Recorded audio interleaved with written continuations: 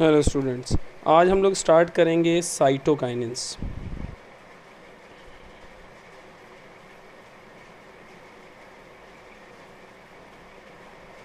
तीसरा हार्मोन है जो हम लोग स्टार्ट कर रहे हैं। इससे पहले ऑक्सिन और जिबरेलिन्स हम लोग पढ़ चुके हैं।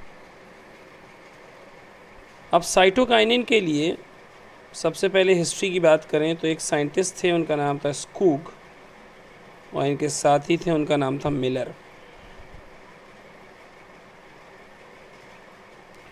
तो स्कूग एंड मिलर ने टोबैको प्लांट जो होता है, टोबैको प्लांट,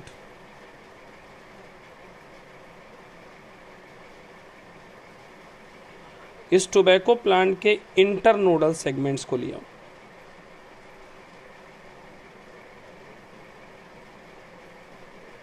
इंटरनोडल सेगमेंट्स यानी वो सेगमेंट्स जो इंटरनोड के बने थे या इंटरनोड में थे, उन सेगमेंट्स को लिया और इन इंटरनोडल सेगमेंट की मदद से इन्होंने कैलस बनाने की कोशिश की। कैलस वर्ड हम लोग पढ़ चुके हैं। कैलस हम लोगों ने पढ़ा था टिश्यू कल्चर में। The undifferentiated mass of cell is known as callus. तो इन्होंने इंटरनोडल सेगमेंट से कैलस की फॉर्मेशन करने की कोशिश की। इन्होंने ये देखा कि जब इंटरनोडल सेगमेंट से ये कैलस का फॉर्मेशन कर रहे हैं तो अगर ये केवल वहाँ पर ऑक्सिन का इस्तेमाल करते हैं तो वहाँ पर कैलस का फॉर्मेशन नहीं होता। यानी अगर इंटरनोडल सेगमेंट का इस्तेमाल करते हुए कैलस बनाना है तो सिर्फ ऑक्सिन लगाने से कैलस नहीं बनता। इन्होंने देखा कि अगर ऑक्सिन के साथ हम लोग वैस्कुलर टिश्यू का एक्सट्रैक्ट यूज़ करें, एक्सट्रैक्ट ऑफ वैस्कुलर टिश्यू,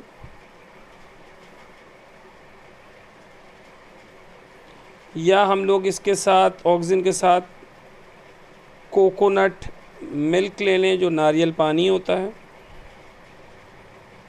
या फिर इस ऑक्सिन के साथ हम लोग ईस्ट के एक्सट्रैक्ट को लेके चलें, या इस ऑक्सिन के साथ हम लोग डीएनए को लेके चलें, तब इंटरनोडल सेगमेंट से कैलस का फॉर्मेशन होता है। ये बात किसने पता लगाई? स्कूग एंड मिलर ने। इसके आगे हम लोग बात करेंगे केवल मिलर की।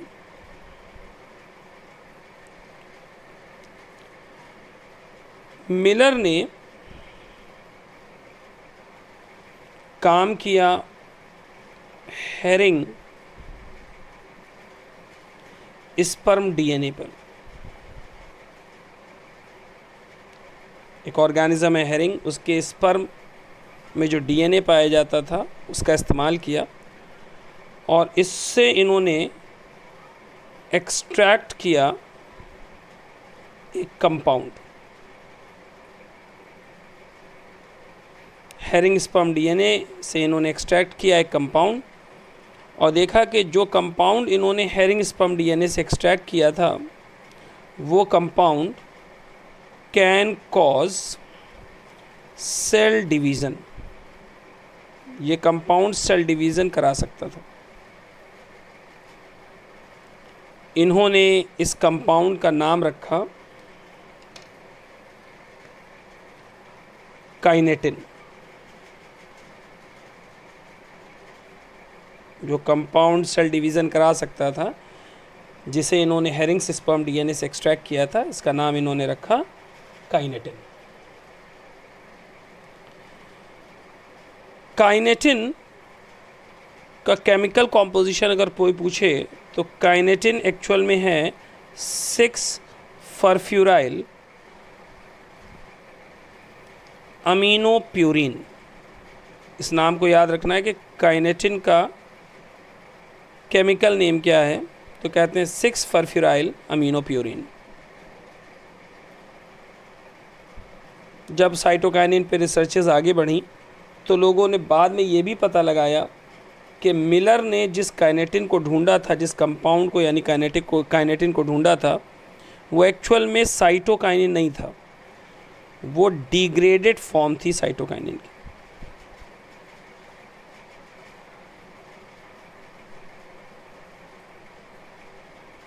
Degraded form of cytokinin.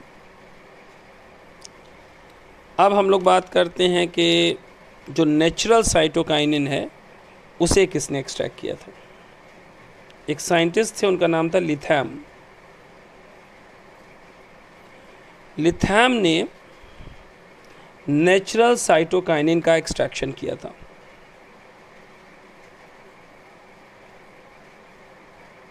Extracted natural cytokinin. और कहाँ से किया था? कहते हैं from corn kernel and coconut milk. इससे इन्होंने साइटोकाइनिन को, नेचुरल साइटोकाइनिन को एक्सट्रैक्ट किया था। और इन्होंने इसका नाम रखा था ज़िएटिन। अब जो थोड़ा भी समझदार है वो जानता है कि इन्होंने एक्सट्रैक्ट किया कॉर्न से, और कॉर्न ही मेन होता है ज़िया, तो ज़िया वर्ड ही से रख दिया इन्होंने यहाँ पे नाम ज़िएटिन। तो ये तो इसकी हिस्ट्री हो गई। अगला पार्ट जो है वो हम लोग इसमें देखेंगे इसकी सिंथेसिस का।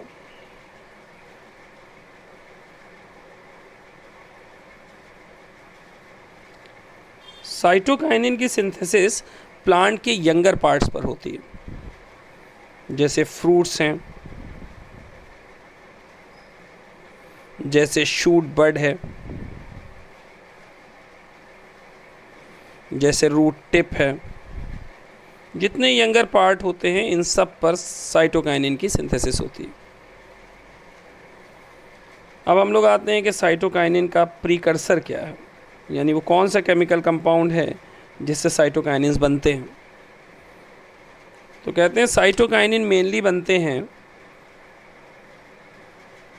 प्यूरिन्स से। और हमें मालूम है कि प्यूरिन्स जो हैं वो दो तरह के हैं, एडेनिन और ग्वानिन। तो उसमें से केवल एडेनिन से। तो प्यूरिन प्रीकर्सर्स होते हैं साइटोकाइनिन के, और प्यूरिन में भी कौन सा प्यूरिन प्रीकर्सर है साइटोकाइनिन का? That is adenine. तो ये हमारा पार्ट हो गया इसका। अब हम लोग नेक्स्ट पार्ट की तरफ आते हैं, फंक्शंस ऑफ साइटोकाइनिन।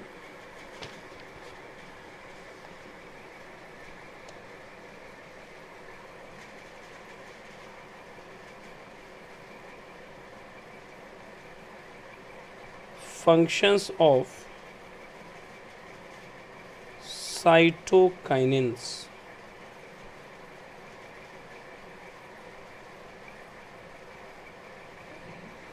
साइटोकाइनिन के फंक्शंस। पहला फंक्शन है साइटोकाइनिन का सेल डिवीजन। बहुत ध्यान से चीज़ों को सुनना है कि सेल डिवीज़न कैसे कॉज करता है साइटोकाइनिन को देखा जाए। एक्चुअल में जो साइटोकाइनिन है वो ऐसी जीन्स को एक्टिवेट कर देता है जो जीन्स साइक्लिन्स की सिंथेसिस कराते हैं।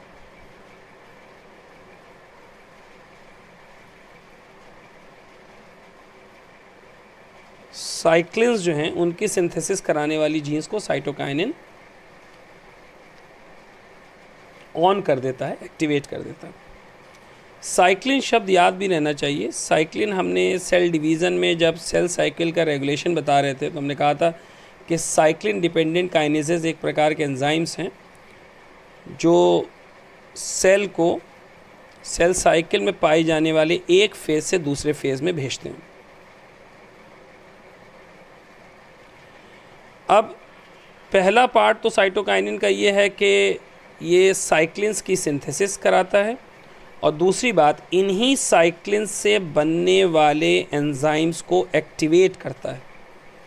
और याद करिए, साइक्लिन से बनने वाले एंजाइम्स को हमने सेल डिवीज़न में पढ़ा रखा है, cyclin dependent kinases, cyclin dependent kinases. तो साइक्लिन्स की सिंथेसिस कराएगा और सीडीके को एक्टिवेट करा देगा। इसका रिजल्ट क्या आएगा कि सेल एक फेज से दूसरे फेज में एंटर करता चला जाएगा and finally cell reaches M phase. और जैसे ही सेल एम फेज में एंटर करेगा तुरंत क्या होना शुरू हो जाएगा, कहते हैं सेल डिवीज़न।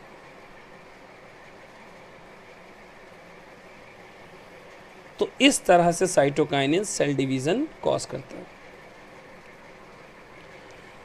दूसरा फंक्शन देखिए, दूसरा है साइटोकाइनिन डिले सेनेसेंस।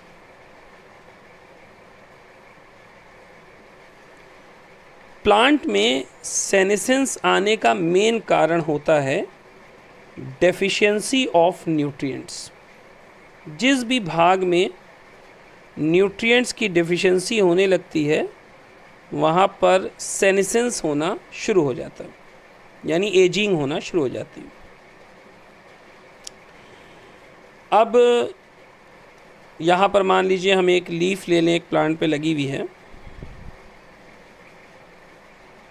इस तरह से, ये एक लीफ एक प्लांट पे लगी है और इसमें न्यूट्रिएंट की कमी हो गई, तो इसकी एजिंग या सेनेसेंस स्टार्ट हो जाएगी। अब अगर हमने इसी पार्ट पर जिसकी सेनेसेंस हो रही है, जिसकी एजिंग हो रही है, उस पर हमने साइटोकाइनिन को स्प्रे कर दिया, तो फंक्शन ये कह रहा है कि साइटोकाइनिन एजिंग को रोक देता है, हल्का कर देता है। कैसे हल्का कर देता है?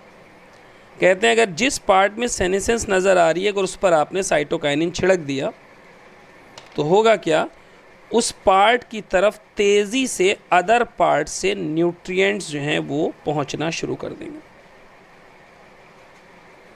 इस पार्ट पे आपने साइटोकाइनिन डाला तो अदर पार्ट में जहाँ पर ये न्यूट्रिएंट्स प्रेजेंट है वहाँ से तेज़ी से ये ट्रांसपोर्ट होकर उस पार्ट तक पहुँचने लग जाएंगे जिस पार्ट में एजिंग दिखाई दे रही, यानी वहाँ पर न्यूट्रिएंट का मोबिलाइजेशन स्टार्ट हो जाएगा। Nutrient mobilisation. और जब एक बार न्यूट्रिएंट्स यहाँ फिर से अधिक मात्रा में पहुँचने लग जाएंगे तो अल्टीमेटली ये क्या कॉज करेगा, कहते हैं इट विल डिलेज सेनेसेंस। यहाँ पर एजिंग का प्रोसेस स्लो हो जाएगा।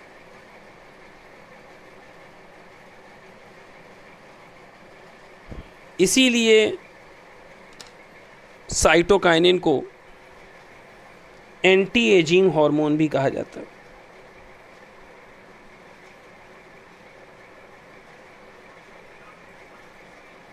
अच्छा, न्यूट्रिएंट्स में जो ऑर्गेनिक न्यूट्रिएंट्स होते हैं, हम लोग ट्रांसपोर्ट में पढ़ चुके हैं, उनका ट्रांसपोर्ट हमेशा होता है फ्लोएम के थ्रू।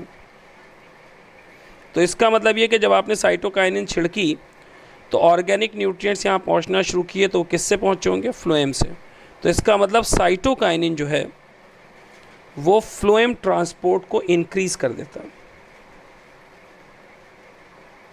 साइटोकाइनिन का एक फंक्शन ये भी है कि वो फ्लोएम ट्रांसपोर्ट को इंक्रीज़ करता है ताकि ज़्यादा से ज़्यादा ऑर्गेनिक न्यूट्रिएंट्स उस पार्ट तक पहुंच जाएं जहां सेनेसेंस हो रही है, ताकि वहां पर सेनेसेंस को डिले किया जा सके। तीसरे पार्ट की तरफ आते हैं हम लोग। तीसरा है फॉर्मेशन ऑफ क्लोरोफिल।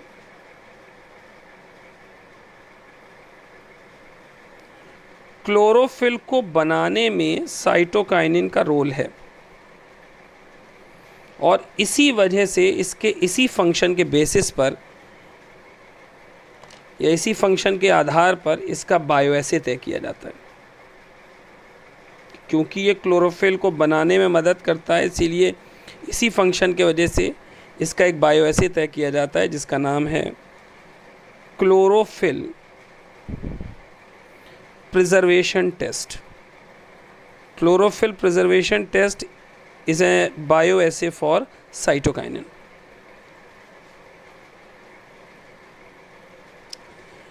अगला फंक्शन है इसमें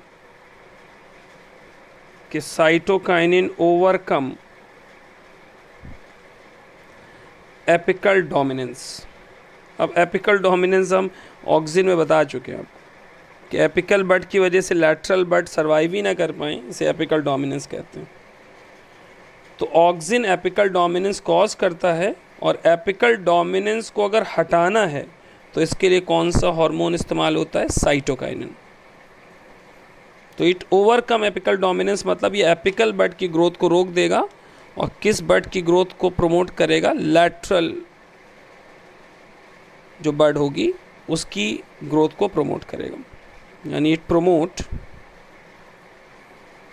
ग्रोथ ऑफ लैटरल शूट।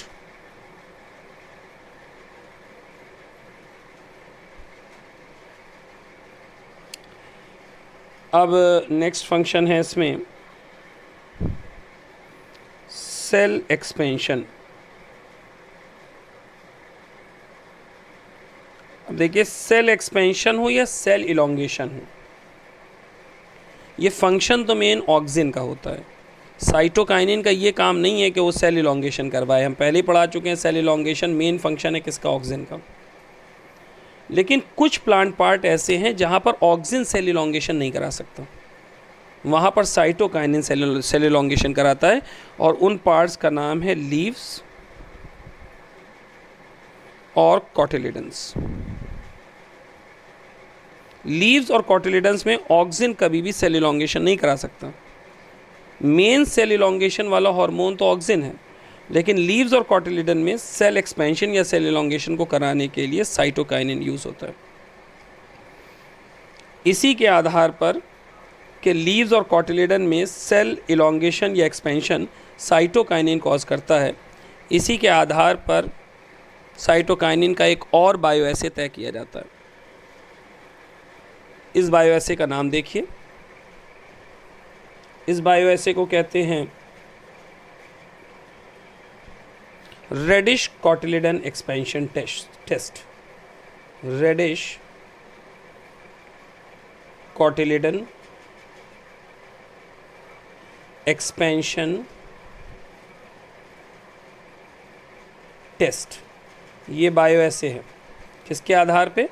कि साइटोकाइनिन सेल एक्सपेंशन या एलोंगेशन कॉज करता है in case of leaves and cotyledons. अगले फंक्शन पे आते हैं अब हम लोग, सिक्स्थ फंक्शन, ये है टिश्यू कल्चर। हम जब रिप्रोडक्शन इन ऑर्गेनिज्म आपको पढ़ा रहे थे शुरुआत में, तो वहाँ टिश्यू कल्चर हमने पढ़ाया था, जो पार्ट था वेजिटेटिव प्रोपेगेशन का। वहाँ पे मैंने बताया था कि प्लांट के किसी ऐसे रीजन से जहाँ पर मेरिस्मेटिक टिश्यू हो, वहाँ से आप थोड़ा सा मेरिस्मेटिक टिश्यू निकाल लें और उसे कल्चर मीडियम में रख दें, और उस कल्चर मीडियम में रखने के बाद उसमें कुछ ऐसे हार्मोन डालें जिनकी वजह से सेल डिवीज़न होने लगे, और वहाँ पर एक अनडिफ्रेंशिएटेड मास ऑफ सेल बन के तैयार हो जाए, जिसको हम कैलस कहते थे। वहाँ पे एग्जैक्टली हमने हार्मोन्स के नाम नहीं बताए थे, आगे उसी में हमने ये भी बता रखा था कि फिर रूट की फॉर्मेशन होती है, फिर शूट की फॉर्मेशन होती है। तो आज उस चीज़ को यहाँ कवर कर रहे हैं। एक्चुअल में टिश्यू कल्चर में दो हार्मोन का इस्तेमाल होता है, एक तो ऑक्सिन है और दूसरा साइटोकाइनिन। तो जहाँ टिश्यू कल्चर हमने आपको रिप्रोडक्शन इन ऑर्गेनिज्म में पढ़ाया है, वहाँ पर सिर्फ हार्मोन कह के छोड़ दिया था। आज आपको बता रहे हैं टिश्यू कल्चर में कौन से हार्मोन का इस्तेमाल होता है, एक ऑक्सिन, दूसरा साइटोकाइनिन। और इन दोनों की मात्रा ये तय करती है कि वहाँ पर कैलस बनेगा, कि वहाँ पर रूट बनेगा, कि वहाँ पर शूट बनेगा। जब हमें शुरुआत में टिश्यू कल्चर की शुरुआत करनी होती है तो हम इन दोनों का अमाउंट बराबर डालते हैं, यानी जितना ऑक्सिन डाला उतना साइटोकाइनिन। ऐसा अगर किया गया कि ऑक्सिन साइटोकाइनिन के बराबर है, तब वहाँ पर सेल डिवीज़न होगा, सेल इलोंगेशन होगा और कैलस फॉर्मेशन होगी।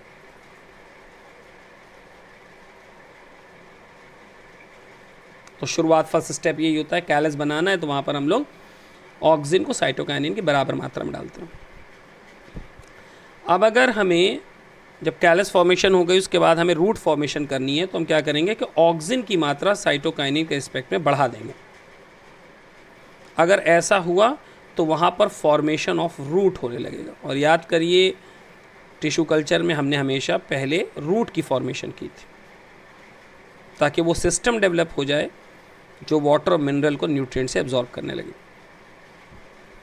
अब इसके बाद हमने शूट का डेवलपमेंट किया था, तो इसमें क्या किया था कि जो साइटोकाइनिन है उसको हम ऑक्सिन के मुकाबले ज़्यादा ले लेंगे, तो फिर रूट बनना बंद हो जाएगा और वहाँ पर शुरू हो जाएगा फॉर्मेशन ऑफ शूट। तो ये 3 कंडीशन टिश्यू कल्चर में याद रखनी है आपको। 2 हार्मोन इस्तेमाल होते हैं, ऑक्सिन साइटोकाइनिन, इनकी आपस में कितनी मात्रा है, यानी इसमें से कौन ज़्यादा कौन कम कौन बराबर, इसके आधार पर ये चीज़ें डिपेंड करेंगी कि वहाँ पर कैलस फॉर्मेशन हो रहा है कि रूट फॉर्मेशन हो रहा है कि शूट फॉर्मेशन हो रहा है। यहाँ पर आप देख रहे हैं कि रूट और शूट का फॉर्मेशन हो रहा है। इन दोनों भाग को हम लोग कहते हैं ऑर्गेनोजेनेसिस या मॉर्फोजेनेसिस। मॉर्फोजेनेसिस या इसको कहते हैं हम लोग ऑर्गेनोजेनेसिस। यहाँ पे एक पार्ट टिश्यू कल्चर से रिलेटेड और कह लें कि टिश्यू कल्चर की शुरुआत करने के लिए प्लांट के जिस पार्ट को हम लोग इस्तेमाल करते हैं, याद करिए उस पार्ट को हम लोग कहते हैं एक्सप्लांट। तो प्लांट का वो पार्ट जो टिश्यू कल्चर की शुरुआत करने के लिए इस्तेमाल होता है उसको हम कहते हैं एक्सप्लांट। इसके बाद अगले फंक्शन की तरफ आते हैं हम लोग। अगला फंक्शन है इसमें इंड्यूस फ्लावरिंग। अब मेन फ्लावरिंग हार्मोन नहीं है साइटोकाइनिन, ये फंक्शन थोड़ा मेन फंक्शन नहीं है साइटोकाइनिन, क्योंकि फ्लावरिंग के लिए मेन हार्मोन जो है वो 2 होते हैं। एक हम पढ़ा चुके हैं आपको, जिब्रेलिन्स होते हैं जो लॉन्ग डे प्लांट में फ्लावरिंग कॉज करते हैं। हमने लास्ट लेक्चर में बता रखा है आपको कि लॉन्ग डे प्लांट में जो फ्लावरिंग कॉज करने वाले हार्मोन हैं वो होते हैं जिब्रेलिन्स। और जो शॉर्ट डे प्लांट्स होते हैं उसमें फ्लावरिंग को कॉज करने वाला हार्मोन होता है एब्सिसिक एसिड। हम आगे बताएंगे आपको। तो मेन फ्लावरिंग कॉज करने वाले हार्मोन तो हैं जिब्रेलिन्स और एब्सिसिक एसिड। तो साइटोकाइनिन फ्लावरिंग इंड्यूस करने के लिए मेन हार्मोन नहीं है, लेकिन फिर भी ये फ्लावरिंग इंड्यूस कर सकता है मेनली इन हाइड्रोफाइट्स, यानी ऐसे पौधे जो पानी में रहते हैं। एक एग्जाम्पल भी लिख लें ताकि आपको याद रहे कि किस हाइड्रोफाइट में हम कह सकते हैं कि फ्लावरिंग कॉज करता है। तो कहते हैं इसमें नाम लेना चाहिए लेमना। हमने आपको इको में इसके बारे में बता रखा। और लास्ट फंक्शन वो है जो फंक्शन मैक्सिमम फाइटो हार्मोन्स का होता है कि वो फीमेल फ्लावर्स का फॉर्मेशन करते हैं। याद करिए लास्ट क्लास में हमने बता रखा है कि मैक्सिमम हार्मोन फीमेल फ्लावर्स को ही बनाते हैं। केवल एक ही हार्मोन ऐसा है जो मेल फ्लावर का फॉर्मेशन करता है, and that is gibberellic acid. इसीलिए इसे हम लोग मेल स्टेरॉयडल हार्मोन कहते थे। तो ये हार्मोन भी फीमेल फ्लावर का फॉर्मेशन करता है। ये दूसरा हार्मोन हो गया, तीसरा हार्मोन हो गया साइटोकाइनिन। नेक्स्ट क्लास में हम लोग चौथे हार्मोन की बात करेंगे, which is ethylene. Thank you.